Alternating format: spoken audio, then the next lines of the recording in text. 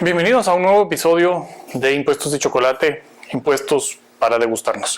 Mi nombre es Mario Archila y hoy el episodio tratará del tema que es imposible que siendo un canal y podcast de impuestos no se trate: el presupuesto 2021.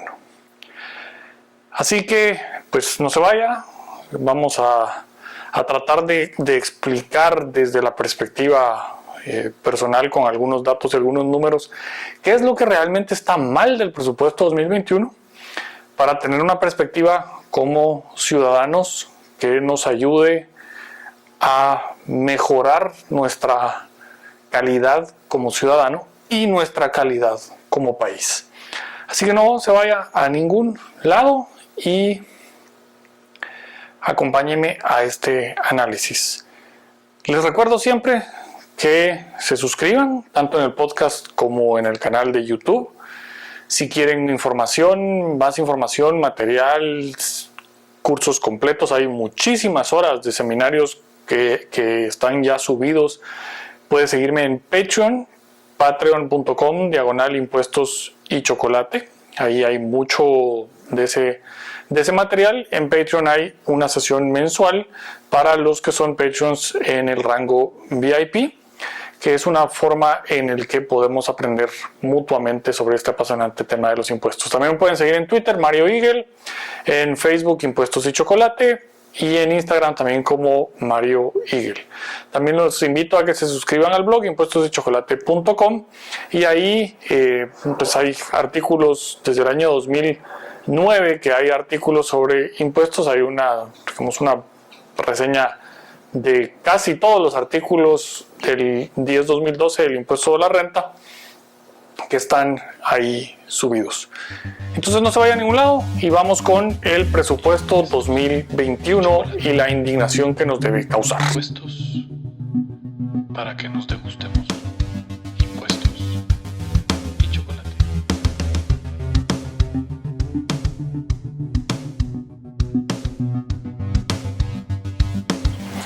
Pues bien, entrando ya en materia así directamente, sabemos que en esta semana, este episodio está siendo grabado 20 de noviembre de 2020.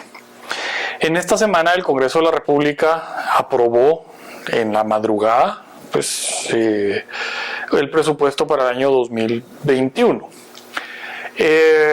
Primero que nada lo aprueba de madrugada con una moción privilegiada, con muy poca discusión, un dictamen de la comisión del Congreso específico que sale ese mismo día a pocas horas, y ahí había causado revuelo algunas asignaciones que tenía el presupuesto.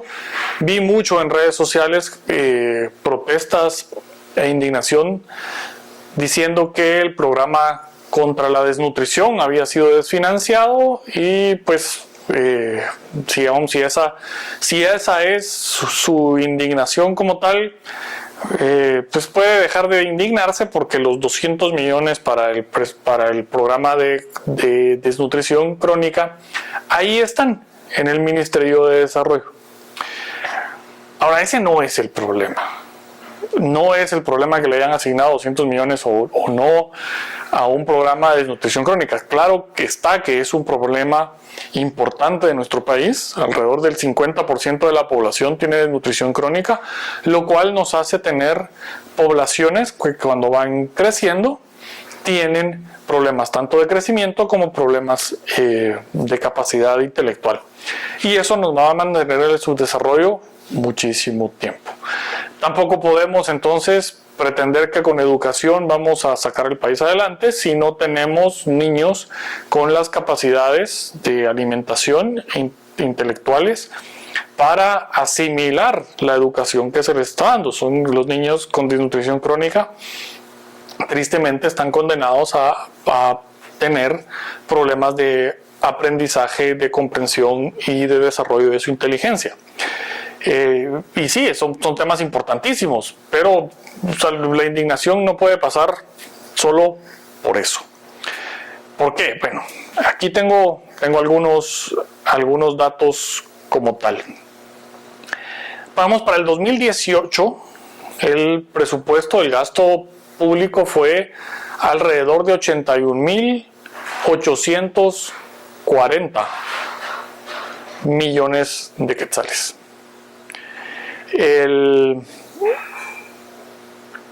Y ahora para el 2021 se pretende aprobar un presupuesto de 101.000 millones de quetzales. Esto es un crecimiento de alrededor de 20% entre 2018 y 2021. Vamos al lado del crecimiento económico, nuestra economía no creció 20%. Nuestra economía apenas logró crecer alrededor del 3%. Entonces tenemos ese primer punto. El problema de crecimiento del aparato gubernamental está, por decirlo suave, desbordado.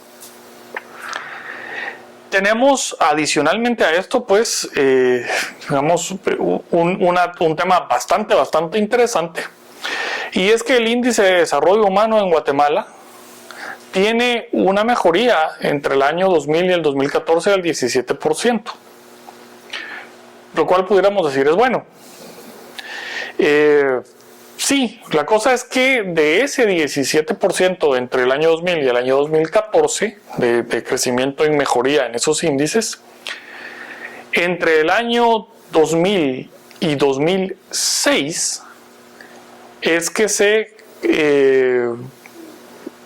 aumenta este índice en 2.3% anual. Mientras que a partir del 2006, entre el 2006 y el 2014, que es lo que encontré que está medido, el crecimiento es solamente de 0.3%. Esto quiere decir que del año 2000 al año 2006 estábamos haciendo mejor las cosas. Y luego se estanca a partir del año 2006 este asunto. Para que recordemos, del año 2000 al año 2006, la presidencia estuvo a cargo de Alfonso Portillo y Oscar Berché.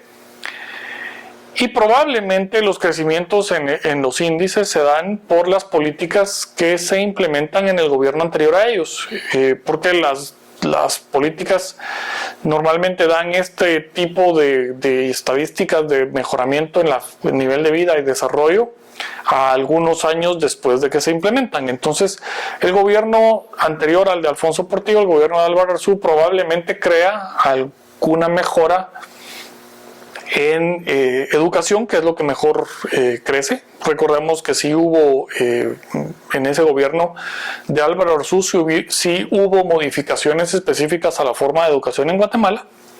Se conservan y se mantienen de ellas en el gobierno de Alfonso Portillo, y se mantienen y se conservan en el gobierno de Oscar Berché. Entonces es coherente pensar que lo que se hace a finales de los años 90 tiene esos impactos hasta el año 2006, que es donde se le acaba la gasolina al asunto. En el año 2008, pues, la presidencia queda en el partido UNE con Colom de presidente, con Álvaro Colom de presidente. Y ahí, ¿qué empezamos a ver? Pues bueno, el presidente Colom recibe, eso es el presupuesto que le aprueba la legislatura anterior, porque el presidente que toma posesión el 14 de enero tiene un proyecto de presupuesto que fue presentado por su antecesor, aprobado por el Congreso, que se lo hereda. Y recibe 3.629 millones de euros, que es alrededor de 36.000 millones de quetzales de gasto público en ese presupuesto. Y durante su gobierno, con su bancada, recordemos que tenía mayoría, y ha sido mayoría la bancada de UNE desde ese momento típicamente, aunque no sea una mayoría plena, siempre ha sido una bancada, la bancada mayoritaria. Y entrega, o sea, tiene presupuestos que van creciendo tanto que en el último año en el que el gobierno está a cargo de Álvaro Colom, el gasto público subió 36%. O sea, él tiene un presupuesto un tercio más grande en el último año. Pero le deja heredado, respecto al presupuesto que él recibió, le deja heredado al gobierno de Otto Pérez, le deja heredado un presupuesto de 1.5 veces el presupuesto que él tuvo. Veamos ese salto de uno a otro gobierno. Durante el gobierno de él tuvimos ese crecimiento de 36%, pero el presupuesto inicial del año 2012 con el que Otto Pérez empieza a gobernar es una vez y media más que el de Alfonso Portillo. El de Álvaro Colom. Y entrega el presupuesto, digamos, el PP propone y recibe, y para el año 2015, que es el último año en el que gobernó Otto Pérez, por las razones que ya conocemos todos, en el año 2015, pero tenía un presupuesto que era casi el doble del primer año de gobierno de Álvaro Colom. De ese presupuesto lo termina Alejandro Maldonado en el 2015 y entrega la presidencia con un presupuesto que ya es el doble que el de Álvaro Colom a el presidente anterior, Jimmy Morales. Y Jimmy Morales pues mantiene el presupuesto poco más o menos en el mismo rango, y es el que lo lleva, como les decía, al 2018 a 81.840 millones de quetzales. Álvaro Colom empezó con alrededor de 36.000 millones, entonces ese es el crecimiento. Pero regreso al índice de desarrollo humano. Desde el año 2006 el índice de desarrollo humano prácticamente no se modifica. Es decir, que el aumento en el gasto público no se refleja en el lado de mejora en nuestra población. Podemos básicamente decir que el presupuesto lo que está haciendo es mantener a la clase parasitaria burocrática. Entonces, ¿qué tenemos ahora? Un presupuesto de 101.000 millones, que es muchísimo más, 20% más que el último presupuesto que tiene aprobado Jimmy Morales, con el que gobernó. Una recaudación que para el año 2020, en todo lo que nos ha sucedido, pandemias y demás, en el año 2020 está 6.11 abajo, esto a septiembre, y todavía logré obtener información, y para octubre está 4.15% abajo de la meta esperada. En 2020 obviamente no vamos a llegar a la meta, y mi perspectiva es que 2021 vamos a estar también teniendo los impactos. La baja de ingresos en el 2020 va a repercutir en una baja de ISO para el 2021. También va a tener repercusión en que muchas compañías, industrias y demás hayan hecho más eficiente su operación, por ejemplo, y entonces va a haber menos circulación por alquileres y demás. Va a haber recortes, o ya hubo recortes de personal. Tenemos una baja muy importante en la recaudación de personas en relación de dependencia, y probablemente para 2021 migren algunas compañías de estar pagando sobre utilidades a pagar sobre ingresos brutos, que no haya ingreso de ISO, utilicen todo el ISO pagado en el año 2020 como crédito en el año 2021 para su impuesto a la renta, tratando de ahí manejar un poco las pérdidas que puedan haber tenido incorporadas y no tener que desembolsar el ISO con pérdidas. Y bueno, esa situación para 2021 no pinta del todo bien, pues si la pandemia no es resuelta a nivel mundial también, es muy poco probable que tengamos mercados en crecimiento, mercados que reclamen de nosotros más allá de lo que estamos pudiendo vender, y veremos los impactos que pueda tener 2021 en esos mercados. digamos, no pinta que el 2021 va a ser un año excelente. Y también si fuera un año excelente, nuestro crecimiento económico, por todo lo que tenemos encima, no supera el 3%. Entonces, ahí estamos algo trabados, digámoslo así. Pero se le pone una meta de arriba de 63,000 millones a SAT para el año 2021. De entrada, no creo que sea una meta realista y que podamos lograrlo. Ahora, ¿dónde deberíamos de empezar ya a tener indignación por esto? Primero, por lo que ya les comenté, el gasto del año 2008 para acá, o sea, a partir del gobierno de la UNE para acá, crece a esas velocidades impresionantes. Y los últimos 3 gobiernos, el gobierno de Otto Pérez, el de Alejandro Maldonado, pues fue de meses, pero también, digamos, tiene ahí ese pasón con ese presupuesto, y le terminó tocando al gabinete de Alejandro Maldonado la aprobación del primer presupuesto para Jimmy Morales. Y los presupuestos de Jimmy Morales y demás, como vemos, se duplicaron de la UNE a Jimmy Morales. Se duplicaron, bueno, mucho más que duplicados, ya en Otto Pérez estaban duplicados, entonces es muchísimo más, casi 3 veces. Ahora sí estamos arriba de las 3 veces del año 2008 para acá. En 12 años de estos gobiernos tenemos un presupuesto 3 veces más grande, pero un índice de desarrollo humano que está prácticamente estancado desde el año 2006. Luego, cuando vemos cómo está compuesto así en rubros muy macros, de los 63,000 millones, 63,000 millones van a operación. Es decir, pagamos impuestos solo para mantener operación de gobierno.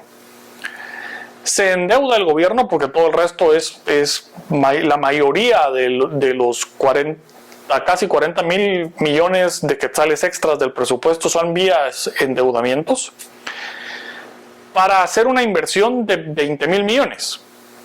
Entonces 20% del gasto es inversión, pero nosotros como contribuyentes estamos pagando 100% de nuestros impuestos directamente al gasto de operación.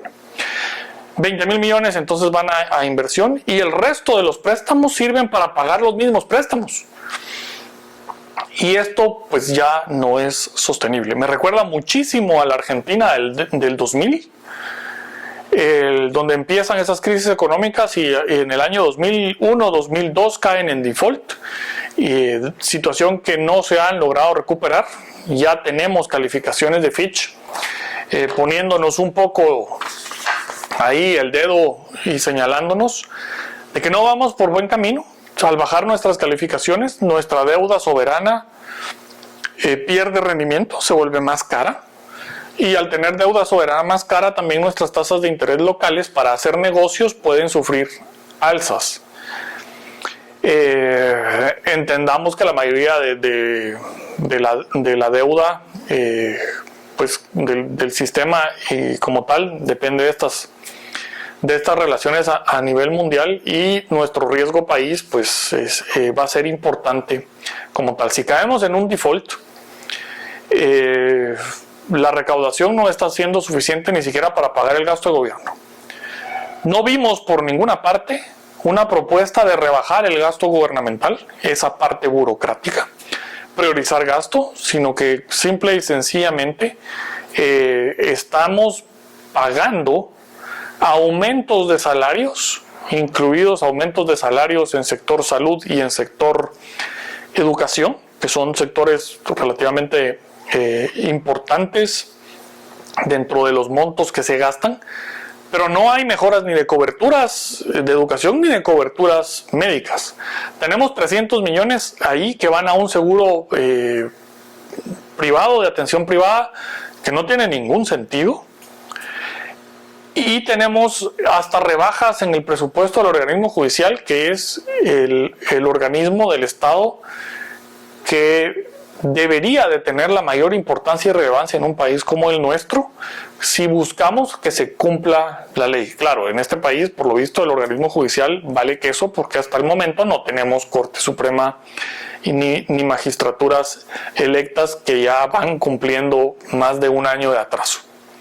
Entonces la indignación viene, ese crecimiento presupuestario enorme que estamos viendo del año 2008 específicamente para acá, con un índice de desarrollo humano estancado a partir del año 2006, lo cual quiere decir que también algunas de las políticas muy claramente fueron revertidas en los años de Alfonso Portillo y Bercé, en el lado de educación, que es donde mejor habíamos tenido números de índice de desarrollo humano.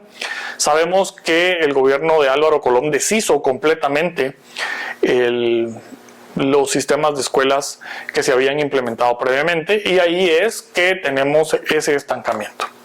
Entonces, como ciudadano, le pido a usted, como ciudadano, que verdaderamente se indigne, diga hasta aquí y ya no más. No es posible que estar pagando a una clase burocrática inservible, porque está demostrado que es inservible, y pretendan dentro de un par de años todavía aumentarnos impuestos. Ni siquiera voy a entrar a los planes de fiscalización que tiene la administración tributaria para exigirnos pagar impuestos cuando realmente estamos tirando el dinero a la basura.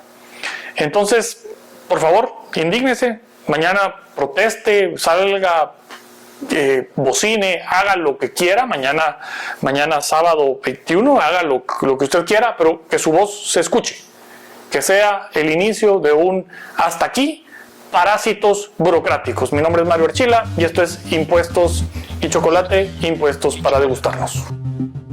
Impuestos para que nos degustemos. Impuestos y chocolate.